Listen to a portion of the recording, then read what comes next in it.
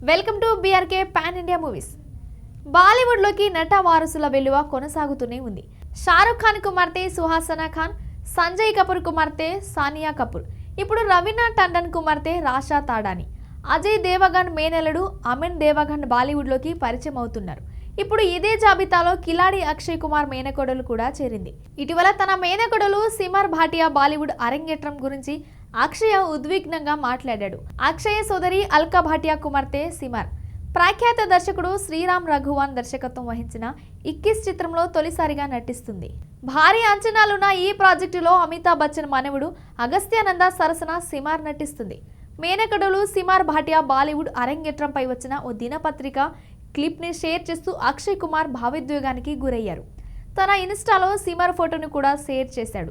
మొదటిసారి వార్తాపత్రికల్లో నా ఫోటోని చూడడం గర్వించదగిన క్షణం, కానీ నా ప్రియమైన వ్యక్తి ఇలా షైన్ అవ్వడం సాటి లేని ఆనందాన్ని ఇస్తుందని రాశాడు. ఆకాశమే నీ హద్దు, నీకు నా ఆశీస్సులు ఉన్నాయి ప్రియతమ అని ఎమోషనల్ నోట్ రాశాడు. సిమర్కు తన ఆశీస్సులను అందించాడు. మామ స్ఫూర్తితో బరిలో దిగుతున్న సిమర్కి ఇది ఉద్వేగ క్షణం. అక్షయ్ సోదరి అల్కా జీవితంలోనూ ఒక ఎమోషనల్ ఘట్టం ఉంది. ఆమె మొదటి భర్తకు విడాకులిచ్చారు. మొదటి భర్తకు జన్మనిచ్చిన వారసురాలు సిమర్.